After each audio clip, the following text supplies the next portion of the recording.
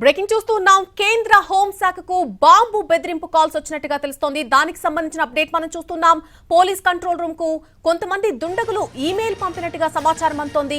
ఇటీవల ఢిల్లీలో పలు స్కూళ్లకు సంబంధించి బాంబు బెదిరింపులు వచ్చాయి.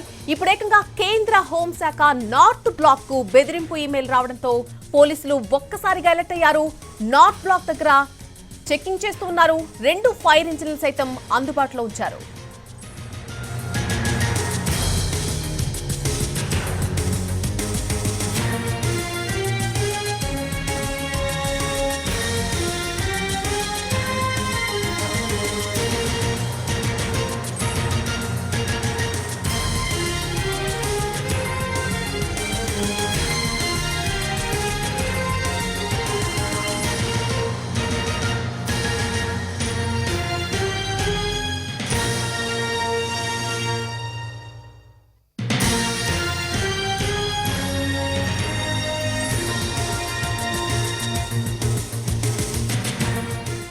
కేంద్ర హోంశాఖకు బాంబు బెదిరింపు కాల్స్ వచ్చాయి. పోలీస్ కంట్రోల్ రూమ్ కు ఏకంగా ఈమెయిల్ పంపారు కొంతమంది దుండగులు. ఇటీవల ఢిల్లీలో పలు స్కూళ్లకు బాంబు బెదిరింపులు వచ్చాయి. ఇప్పుడు ఏకంగా కేంద్ర హోంశాఖ నార్త్ బ్లాక్ కు బెదిరింపు ఈమెయిల్ రావడంతో పోలీసులు ఒక్కసారిగా అలర్ట్ అయ్యారు. ఇదే అంశానికి సంబంధించి పూర్తి అప్డేట్ మా ప్రతినిధి రాజు అందిస్తారు ఢిల్లీ నుంచి. రాజు, ఈ బాంబు బెదిరింపు కాల్స్ ఈ మధ్య తరచూ వింటూనే ఉన్నాం. ఇప్పుడు కేంద్ర హోంశాఖకు ఏకంగా బాంబు బెదిరింపు ఈమెయిల్ వచ్చినట్టుగా తెలుస్తోంది. అసలు పూర్తి అప్డేట్ ఏంటి? ఎస్ నళిని, ఏదైతే ఢిల్లీలో ఉండేటటువంటి నార్త్ బ్లాక్ అంటే చాలా కీలకమైనటువంటి బ్లాక్ అంటాము. నార్త్ బ్లాక్, సౌత్ బ్లాక్, పక్కనే రాష్ట్రపతి భవన్ ఉంటుంది, మరో పక్క ఇంకోవైపు పార్లమెంట్ కూడా ఉంటుంది. సో ఒక కీలకమైనటువంటి ప్లేస్ అంటారు, దీన్నే రైజన్ హిల్స్ అని కూడా అంటారు. సో ఇప్పుడు ఈరోజు అందినటువంటి బాంబు కాల్కి సంబంధించి అంటే మెయిల్ వచ్చింది, అది కూడా పోలీస్ కంట్రోల్ రూమ్కి వచ్చింది. సో దాంతో ఇప్పుడు పోలీసులంతా కూడా అప్రమత్తమయ్యారు.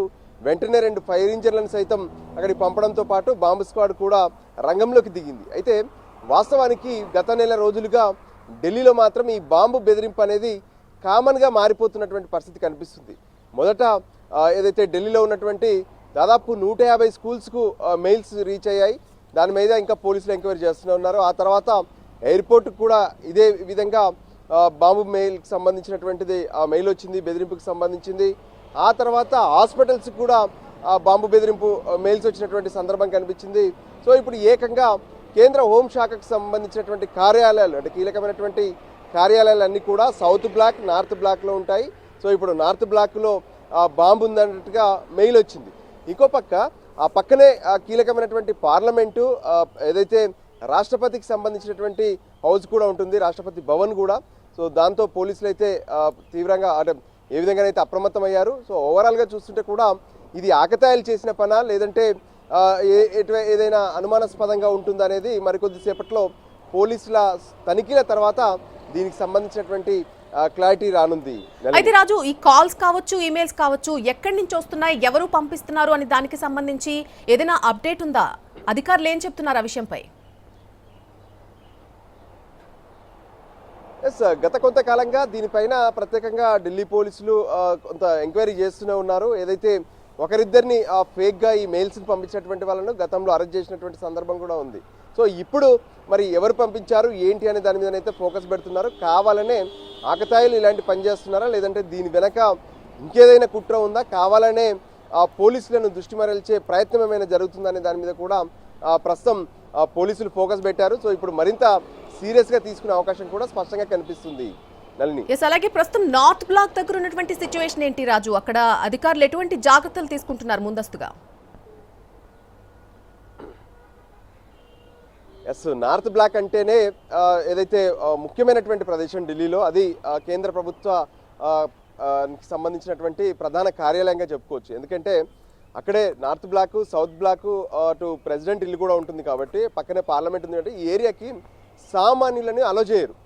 కామన్గా మీడియాని కానీ లేదంటే ఏదైతే సామాన్యులను కానీ ఈ ఏరియాకు అలో చేయరు. ఎప్పుడైతే అనుమతి ఉన్నటువంటి వాళ్ళు మాత్రమే, ఏదైతే ఆ కేంద్ర మంత్రిత్వ శాఖల్లో ఏదైనా అపాయింట్మెంట్స్ ఉన్నటువంటి వాళ్ళు మాత్రమే, త్రూ అపాయింట్మెంట్ ఉన్నటువంటి వాళ్ళు మాత్రమే అక్కడికి వెళ్ళాల్సి ఉంటుంది. లేదంటే అక్కడ పనిచేసేటటువంటి ఉద్యోగులు మాత్రమే అక్కడికి వెళ్లేందుకు అవకాశం ఉంటుంది. సో ఈ పరిస్థితుల్లో ప్రస్తుతం అయితే పోలీసులు అందరూ కూడా రీచ్ అయ్యారు. ప్రత్యేకంగా బాంబ్ స్క్వాడ్ వీళ్ళంతా కూడా ప్రస్తుతం నార్త్ బ్లాక్ను తనిఖీ చేస్తున్నారు. సో ఏదైతే అనుమానాస్పదంగా ఏమైనా ఉందనే దాని మీద ప్రస్తుతం ఫోకస్ పెట్టారు. సో సామాన్యులు వెళ్ళరు, అక్కడ పూర్తిగా కూడా ఎప్పటికప్పుడు నిఘా అనేది ఉంటుంది. అంటే ఏదైతే కేంద్ర బలగాలు మోహరించి ఉంటాయి, కేంద్ర బలగాలు ఏ ఒక్కరు అటువైపు వచ్చినా సరే ముందుగా వాళ్ళను ప్రశ్నిస్తారు, తనిఖీ చేస్తారు, ఆ తర్వాత లోపలికి అలో చేసే అవకాశం కూడా కనిపిస్తుంది. సో అలాంటి ప్రదేశంలోకి నిజంగా బాంబు తీసుకెళ్లి వెళ్ళే పరిస్థితులు ఉంటాయనేది కొంత ఇబ్బందికరమే. ఎట్టి పరిస్థితుల్లో కూడా అక్కడ బాంబు అక్కడ తీసుకెళ్లి పెట్టేందుకైతే ఛాన్సెస్ లేవు. సో ఇది ఖచ్చితంగా ఫేక్ది అయి ఉంటుందని చెప్పి ఇప్పటికే పోలీసులు భావిస్తున్నారు. అయితే అధికారికంగా మాత్రం మరికొద్ది సేపట్లో అనౌన్స్ చేసే అవకాశం కనిపిస్తుంది. అయితే సాధారణంగా రాజు ఎక్కడైనా షాపింగ్ మాల్స్ కి సంబంధించి కానీ, సినిమా థియేటర్స్ కి సంబంధించి కానీ, స్కూల్స్ కి సంబంధించి కానీ ఇటువంటి బెదిరింపు కాల్స్ వచ్చినప్పుడే చాలా సీరియస్ గా తీసుకునే అధికారులు ఈసారి ఏకంగా కేంద్ర హోంశాఖకు ఈ బాంబు బెదిరింపు ఈమెయిల్ రావడం అనేది ఎంత సీరియస్ గా తీసుకుంటున్నారు? అసలు తరచూ ఇలాంటి కాల్స్ ఆర్ ఈమెయిల్స్ రావడాన్ని ఏ విధంగా రిసీవ్ చేసుకోవాల్సి ఉంటుంది? దీనికి సంబంధించి ముందు ఏదైతే అంటే ఎక్కడైతే బాంబు ఉందనేది మెయిల్ వచ్చిందో ముందుగా బాంబు ఉన్నటువంటి దాని మీద ఫోకస్ పెడతారు. ఎందుకంటే ఒకవేళ వాళ్ళు చేసినటువంటి మెయిల్ ఫేకా లేదంటే నిజమా అనేది తేల్చుకునేందుకు ఆ ప్రయత్నం చేస్తారు. సో ఒకవైపు పోలీసులు దాని మీద దృష్టి పెట్టారు. అదే సమయంలో ఏదైతే పోలీసు ఉన్నతాధికారులు కూడా దీనికి సంబంధించి సీరియస్గా తీసుకున్నట్టుగా కనిపిస్తుంది. దానికి అనుగుణంగానే అసలు మెయిల్ ఎక్కడి నుంచి వచ్చింది ఏంటి అనే దాని మీద కూడా ఫోకస్ పెట్టడం, దాన్ని ఎవరు ఆపరేట్ చేస్తున్నారు, ఇది ఎలా దీన్ని టార్గెట్గా ఎందుకు ఢిల్లీ టార్గెట్గా ఈ మెయిల్స్ వస్తున్నాయనే దాని మీద ఆల్రెడీ పోలీసులు ఏదైతే వాళ్ళ ఎంక్వైరీ కొనసాగుతూనే ఉంది. కానీ ఇప్పుడు ఒక్కసారిగా ఏకంగా కేంద్ర హోంశాఖకే ఈ మెయిల్ రావడం పైన కూడా పోలీసులు స్పెషల్ ఫోకస్ ఖచ్చితంగా పెడతారు. ఎందుకంటే ఎందుకు ఈ మెయిల్స్ వస్తున్నాయి, దీని వెనక ఇంకేదైనా కుట్ర దాగి ఉందా, లేదంటే కావాలనే ఆకతాయిలు ఇటువంటి ప్రయత్నం చేస్తున్నారా, ఇంకా ఏదైనా ఇతరత్ర కారణాలు ఉన్నాయనే దాని మీద కూడా ఫోకస్ పెడతారు. సో ఖచ్చితంగా ఎవరైతే మెయిల్ పంపించారో వాళ్ళని పట్టుకునే ప్రయత్నం అయితే ఖచ్చితంగా చేస్తారు. వాళ్ళని విచారణ చేసి నిజంగా ఈ మెయిల్ ఎందుకు పంపించారు ఏంటి అనే దాని మీద కూడా ఖచ్చితంగా పోలీసులు పూర్తి స్థాయిలో ఎంక్వైరీ చేస్తారు. Nalini. Right Raju, thanks for the live update.